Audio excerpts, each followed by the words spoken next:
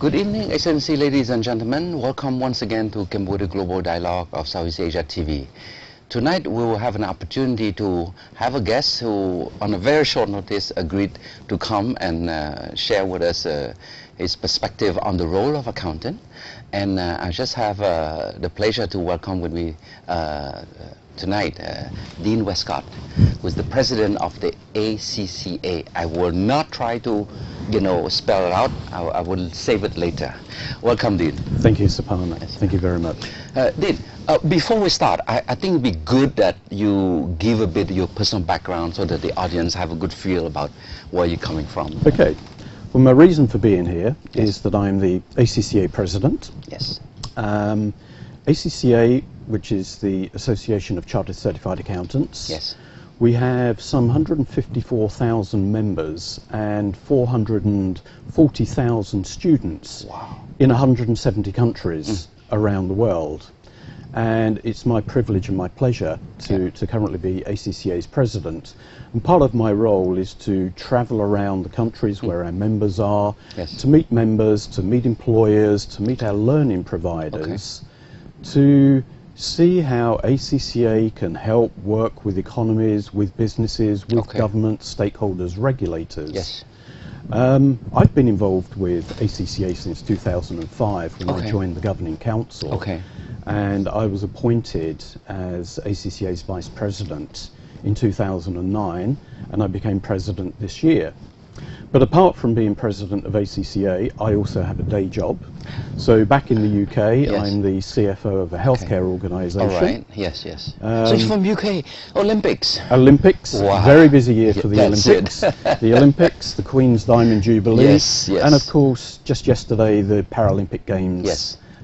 Started in London, so very busy year for London. Yes, so I think people may say, exciting to welcome you, but they're keen to ask you how many gold medal UK has, that sort of thing.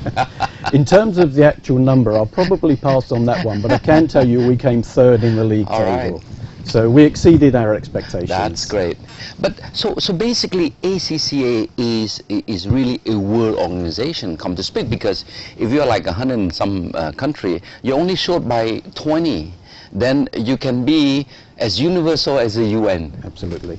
We really are a global organization, and as president, traveling around the world for the past year, I mean, you can see it on paper, but when I travel around the world, from Southeast Asia to the US to Africa, Sub-Saharan Africa, where I've spent a lot of time this year, you can really see the global nature of ACCA and the difference that becoming an ACCA member can make to a lot of students in a lot of countries. Is the threshold high? I assume so. It is. It is a demanding qualification. But what I would say to anybody thinking of studying ACCA, or indeed those students that are studying now, stick at it, because it's absolutely worth it in the end. It's worth it. Well, I mean, Dean, my perspective is more from a national perspective. In the next couple of years, Cambodia, within the regional context, ASEAN Economic Community, for a post-crisis country like Cambodia, where most of the intellectual was wiped out during the killing field, and then they have to restart from scratch. I assume it must be a challenging, for ACCA to help rebuild that base. So far, what is your take on a country like Cambodia, for example? Absolutely. Well, a couple of observations. In the very short time I've been here, it just strikes me as a very vibrant country. A lot of potential. You have a very young demographic. You've had a number of years of strong economic growth. And I believe that is forecast to continue, and that's supported by, those forecasts are supported by organisations such as the IMF, the World Bank. And I think with the opening up of the region come 2015, I think the opportunities are absolutely enormous. And I think the opportunities for accountants to help capitalise on that growth and position Cambodia really strongly in the regional economy are absolutely enormous. Yeah. You know, you mentioned accountant, and I can't help but to say that, you know, to a lot of us, when we mention accountant, they say, well, they've been counted. In Cambodia, they count grain of rice. Right. It's more than that. Okay. It's more than that. Absolutely it is. I mean, I don't think that's just here in Cambodia that misconception exists. I feel better then. Yeah. But no, I mean, there's a lot more to accounting. These days, companies expect a lot more from their accountants. Not only do we keep the books, which is a principal duty of the accountant, but we have to be able to tell the story behind the numbers, what's going to happen. Typically in an organisation, a senior accountant will be involved in setting the strategy for the organisation, will be involved in areas such as risk management, advising on governance.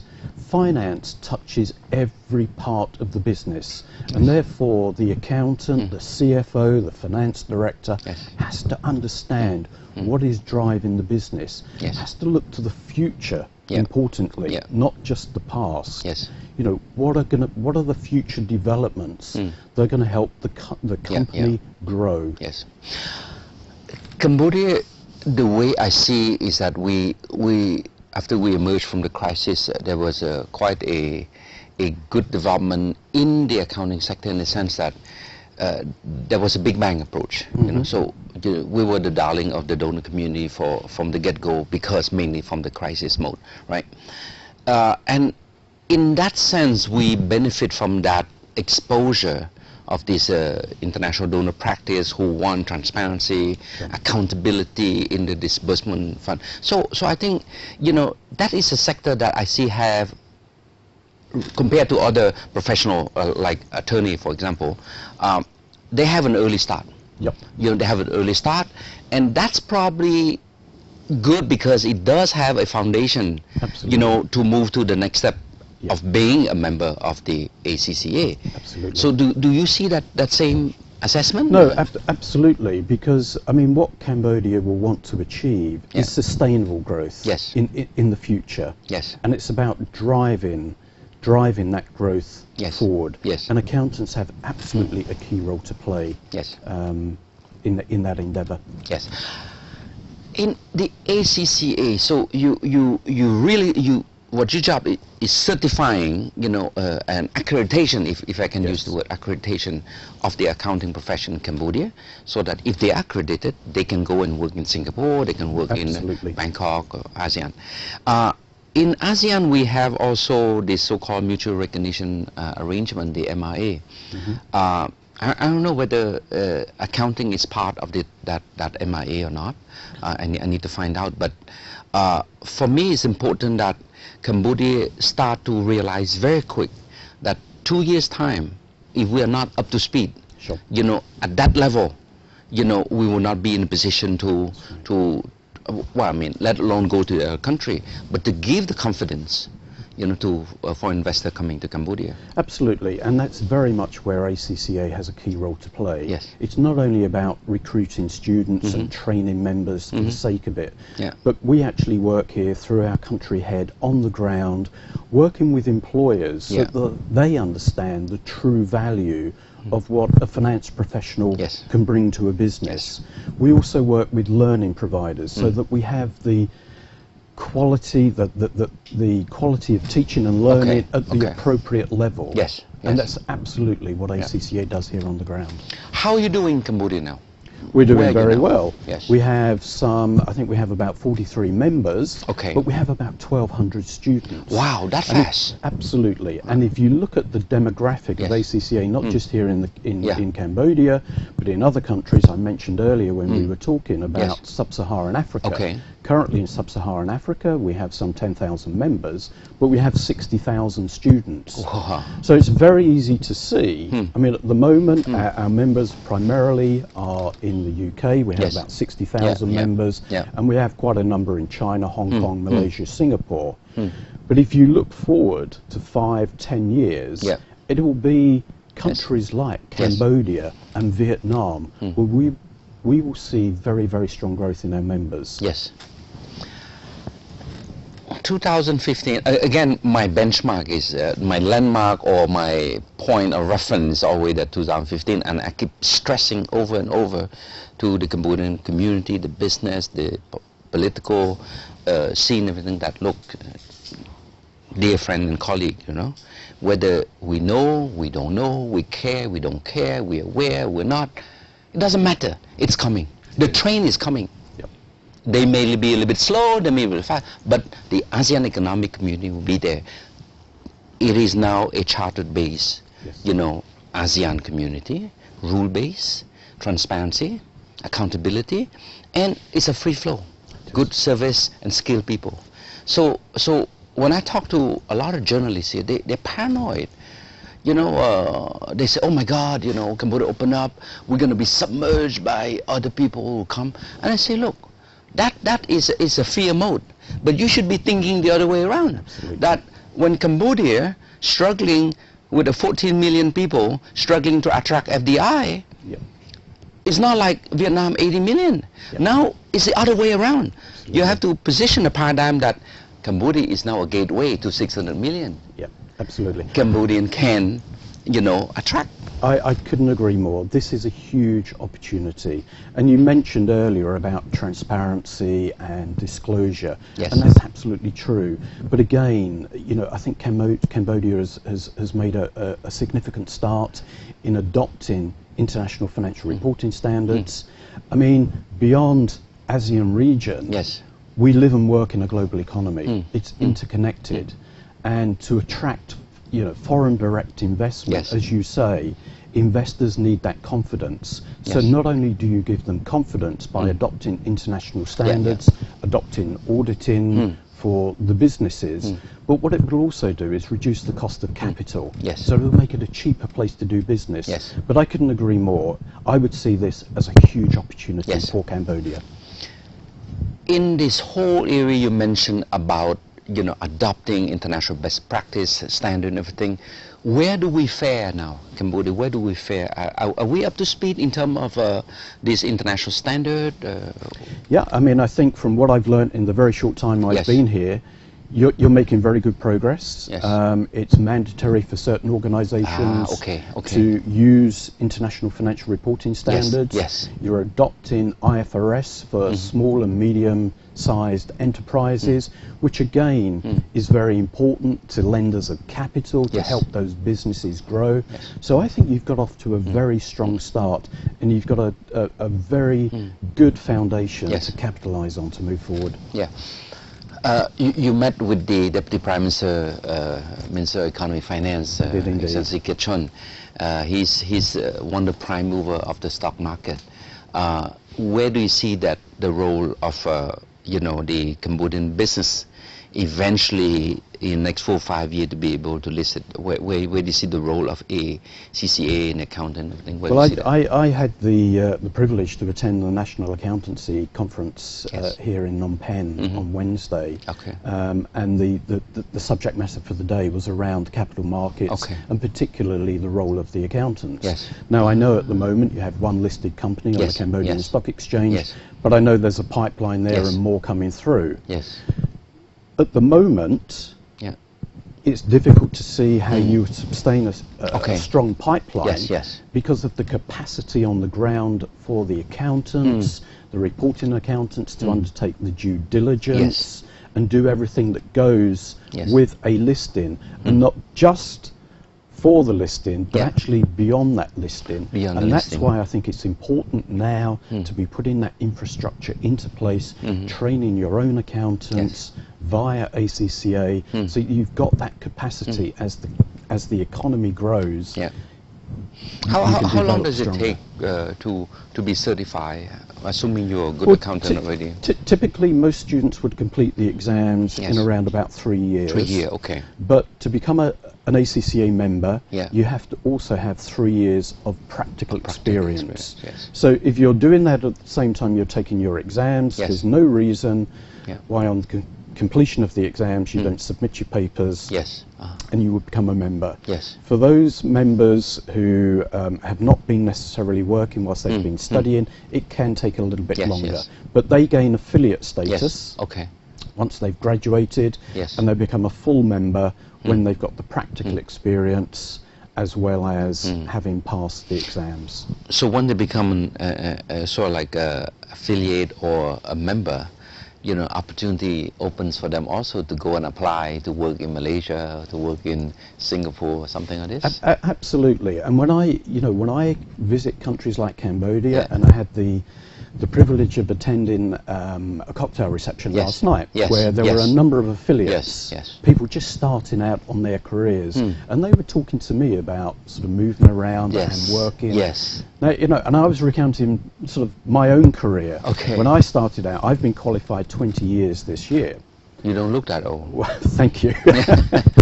But, you know, having the ACCA qualification Yeah. has given me the opportunity to travel the world, meet with business leaders, politicians such as your Deputy Prime Minister, Yes, yes, yes. regulators. It really, I can remember, Siphana, Yeah. when I first sat in my first class for ACCA, the lecturer said, if you qualify, the world will be your oyster. Yeah. And those words have always stuck with me because it's been absolutely true for me. And you've been eating the oyster all along. Absolutely. All right. Absolutely. Great. No, for me, I keep looking away Cambodia from that post-crisis, because I was stuck here during the killing field. Okay. I went away as a refugee to the state and everything. And to me, when I came back in '93, I was working for the UN. It's always this desire to see how can Cambodia catch up, you know?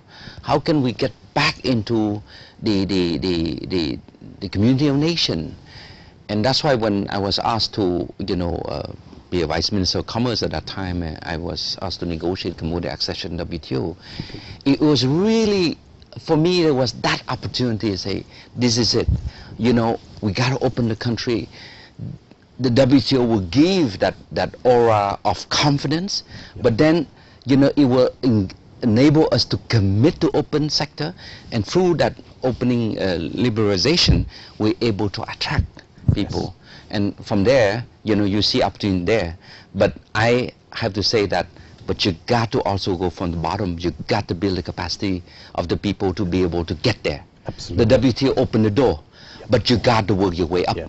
And I think in the area of that you mentioned, accounting, auditing, this is fundamental. Absolutely. And again, one of the other observations since I've been here is that Cambodia is open for business.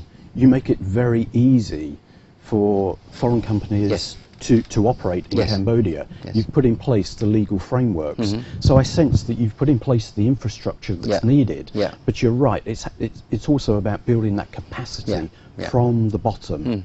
And this is where organisations such as ACCA come into play. There's about 1,000 students enrolled now, so I can say, okay, 3-4 years, say 5 years, you know, because some don't have experience. So assuming that steady rate of growth, right? 5 years time, Cambodia should have a couple of thousand certified good people. Absolutely, and that's certainly our aim. And yes. we would be working with employers, with learning providers, in helping put in place that capacity yes. so that we can actually produce the number of accountants that Cambodia will yes. need to capitalise yes. on the opportunities that exist. By learning provider, you mean tuition providers. Oh, okay, basically. okay. Tuition providers. So you will certify first a training institute or something? Yes. Yeah? Yes. And the training institute will, work the curriculum. Absolutely. Okay. So we work with them. We yes. have train-the-trainer programs. Yes. So that we're confident that they're teaching the syllabus to the appropriate level, to give the students here in Cambodia the best how many tuition provider you have now? We have 4 at the moment. Okay. We have 4 at the moment. Yes. That's so we have a good start. base. We have good partnerships with them. Yes. But we're always looking to expand. Good.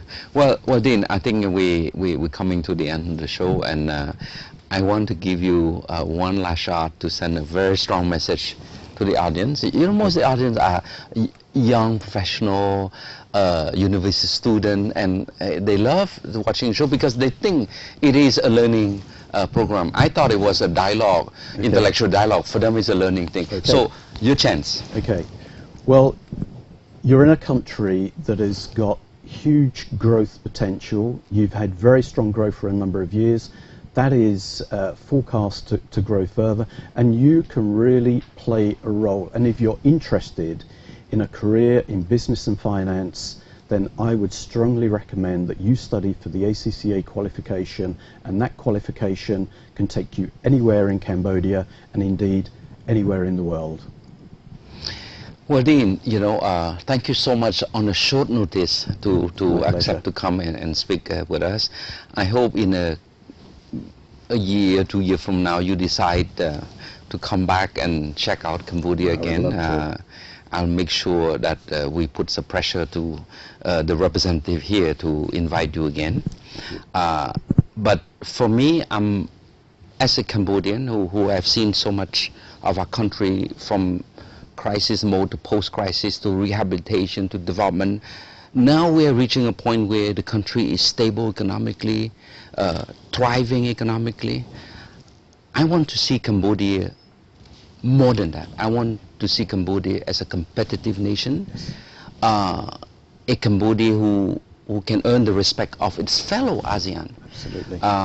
Let's face it, when the economy opens up to ASEAN, it'll be a free flow. It will. So in this case, it's important that we build the capacity. Absolutely. And professional capacity as provided by your organization is very crucial. And I can only but encourage you, you know, to continue supporting the organization. And your regular visit will go on that route. So Dean, thank you so much. Thank you so much. Thank you. Thank you. Well, Excellency, ladies and gentlemen, 30 minutes is always very fast. Barely touch the subject and we finish already. But I'm glad that at least we have a glimpse on, more than anything, on the importance of having qualified young Cambodian who are able to provide good accounting professional services to the business community, you know, not only to make money, but their role is important, that they will help contribute into the development of the larger economy of the country, helping developing the stock exchange, helping giving the confidence to foreign investors to do business with local company. So all in all, I think I can only look forward to see a much stronger profession, more Cambodian well-trained, accredited, and hopefully one day I will bump them in Paris when they say, look, I start working in Cambodia, now I'm certified and I got a job in Paris. That, for that matter in UK. All right, Dean, thank you so much. Thank you. All right.